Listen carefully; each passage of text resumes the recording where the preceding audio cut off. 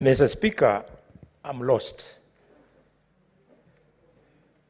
I'm lost because the minister has come to this house with a casual answer, describing stories of aircrafts, size of aircrafts and things, which has nothing to do, Mr. Speaker, with the question that I raised.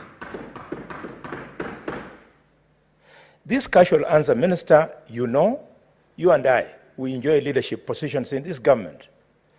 We can talk to each other here and talk to each other behind the tent and talk to each other in our private offices as we do.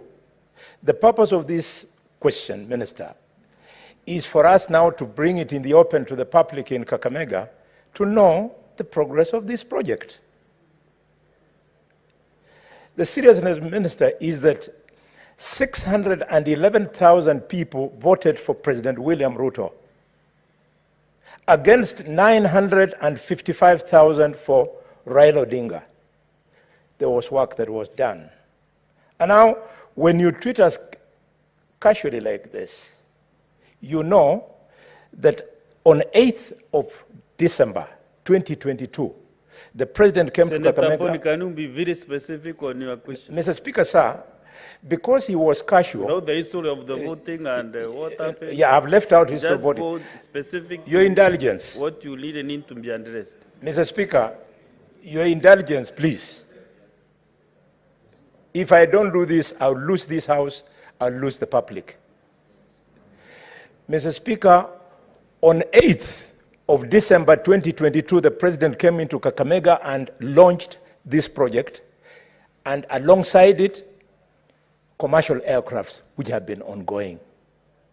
He came again, Mr. Speaker, on 18th of June this year, and announced the construction of an apron at 50 million shillings. The minister knows.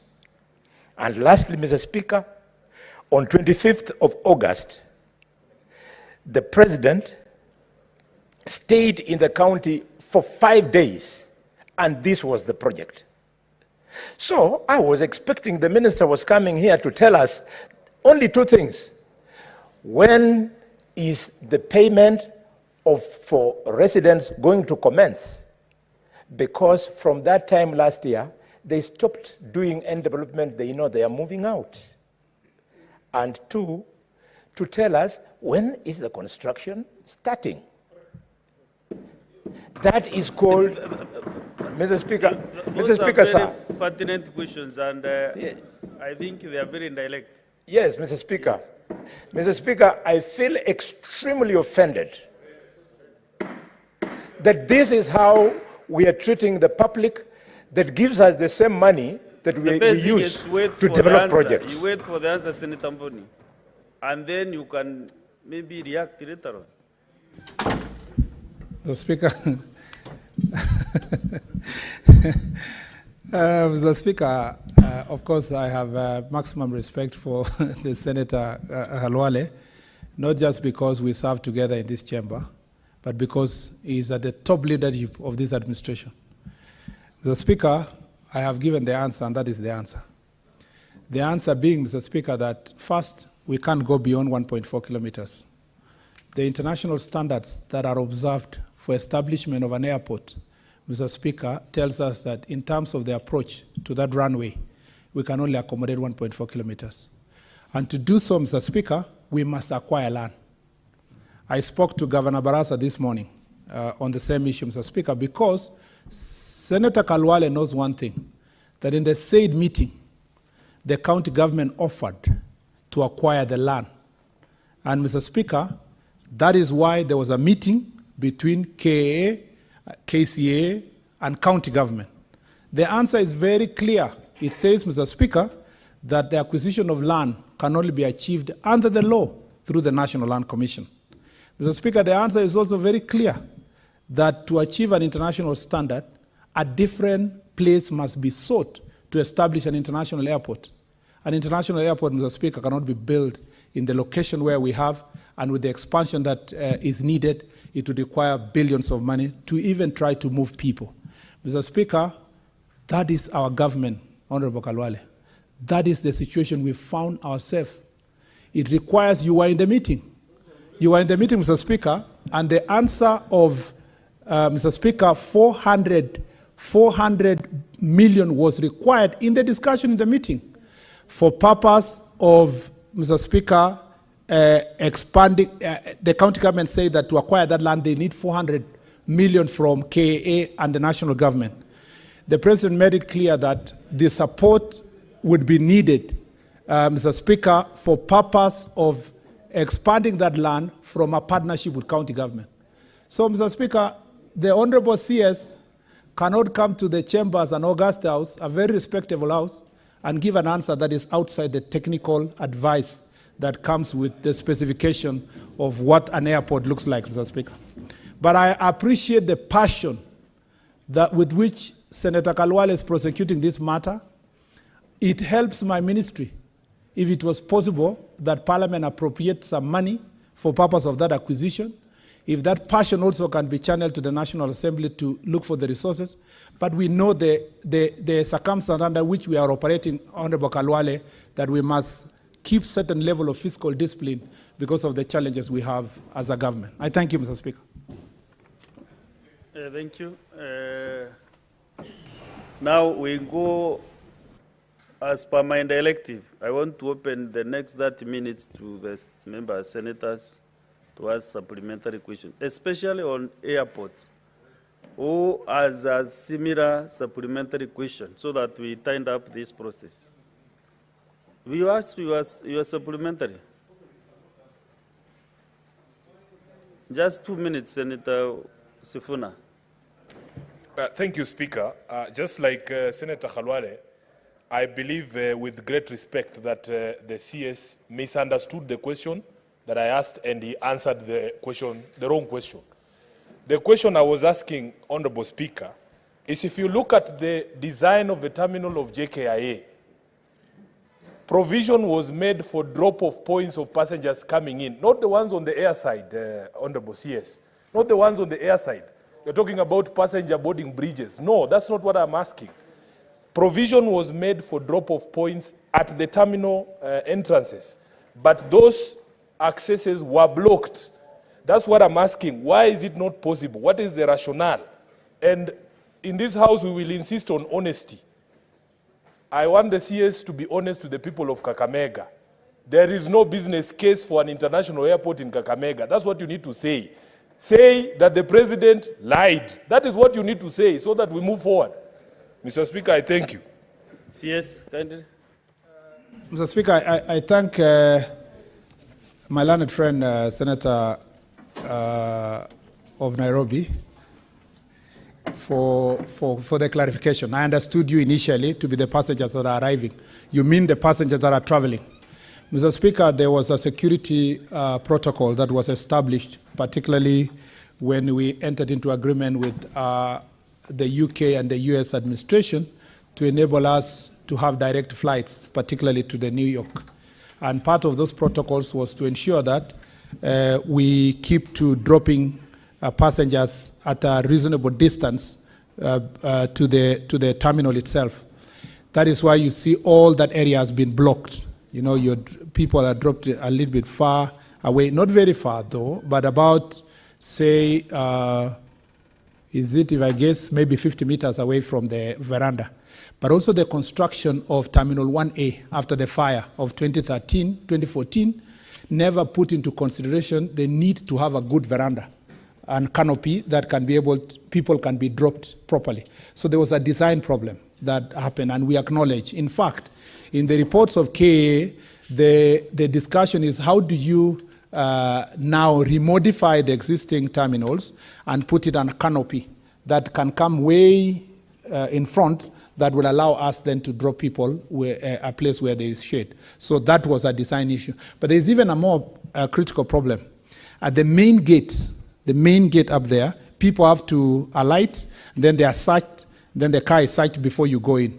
If you, 3 weeks ago, in chairing a meeting that is multi-agency at the airport, I instructed the people working on the port charter to, and the KA itself also, to work towards us getting scanners at the entrance that look like all the other parts of the world that will enable us to scan vehicles and scan everybody without really requiring anybody to alight.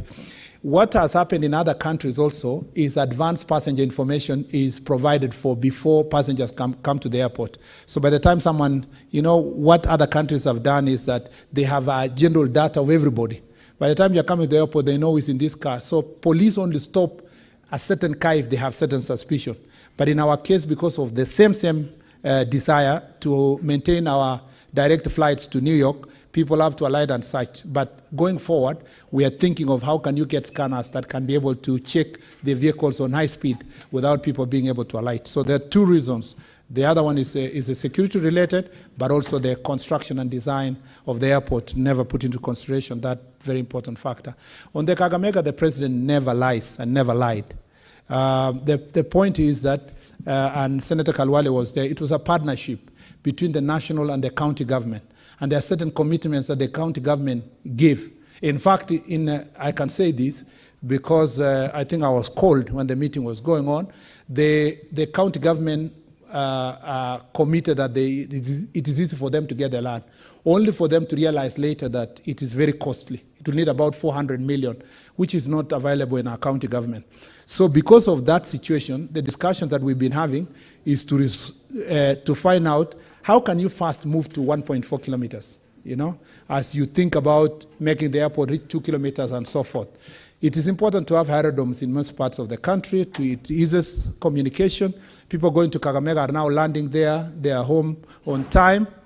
We want to make it a commercially viable airport that can carry at least 60, 70 people. And speaking to your governor this morning, we agreed that we should have a meeting for all the leaders to discuss both the roads and the airstrip itself. And Senator Khalwale, time permitting, we should do so before the end of this year. And if there is any delay, let's do it the first week of January or the second week of January. We agree exactly what can county still be able to do.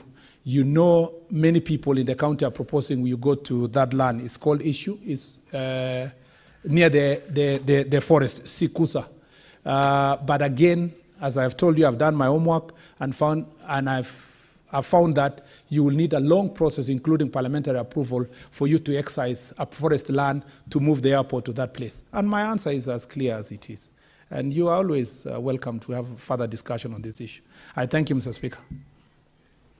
Senator Mboni, I think all those answers are very comprehensive, and you know where to go for more answers. You might attend.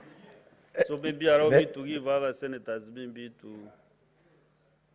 Yes. Speaker, Mr. Speaker, just to thank the minister for this. But, Minister, the story of Shukosa, the story of acquisition of public land, I have no idea where it is coming from. Because as you know, in a meeting where the president talked to you, and he was meeting with me, he told you that the governor has found it difficult to raise 400, and could you now talk to him so that the national government will pay half and the county government will pay half. You remember the conversation. So you should be coming here telling the people of Kakamega that the national government is paying the half and the county government the other half, and people will start moving away. But if you are choosing to treat it casually the way you are doing, Minister, Senator Mboni, sorry, if I don't ventilate in Parliament for the people of Kakamega, where will I speak from? From my funeral? I know you are talking to Kakamega people now. Yes. But what I'm requesting you to do, the CS has requested Kakamega leadership to have a meeting. Yes, Mr. Speaker. That is where you can converse on yes, these Mr. Speaker, sir, with the respect to the people who vote for us, allow me to tell the minister that the go-round that he wants to give me with the governor, when the people are waiting to be paid, it does not require leaders to meet. We have already been to those people's homes. They have given us their consent. Their properties have been valued. Payment must be made. Minister, Have you changed your mind as government on payment of these people, or are you going to pay? If you're going to pay, when are you paying? Life has to go on. So I think, yes. Let's conclude that matter. And maybe what we can say is that your question is not satisfactorily answered. Then we have another opportunity for the CS to handle that bit. Mr. Speaker, two things. One, again, I appreciate the passion with which Senator Khalwale, and I want to tell the people of Kakamega who are listening, your senator is extremely passionate on this issue. But, Mr. Speaker, there is another step. Every financial expenditure requires a budget. Mr. Speaker, even the 200 million, Honorable Senator Khalwale is saying, Mr. Speaker, that should be paid by us and the county is paying 200. Even that county doesn't have that 200, Mr. Speaker, to pay for the airport. It has extremely competing interest in the other infrastructural development. So what we should be doing, Mr. Speaker, is to first put our heads together as leadership to see how best can we deliver this infrastructure, how best can we ensure that the price, the cost of acquiring land is not exaggerated so that then, it becomes expensive to acquire that land. How best can Senator Khalwale use this passion on the ground, Mr. Speaker, to negotiate with the villagers who live next door and tell them to give way at a reasonable price for us to build the infrastructure. So there is room for us to have a solution. And Mr. Speaker, to remind Senator Khalwale, there is also equally a very high position in this government like myself. And so when he says you have changed my mind, I would retort the question back to Senator Khalwale. Have you changed your mind also as the government on this particular issue? Because me and you are the government. We are the ones who are supposed to work together to solve this problem. And that's why I invited you. We sit down together and solve this issue. I thank you, Mr. Speaker. We conclude that matter about Kakamega. Then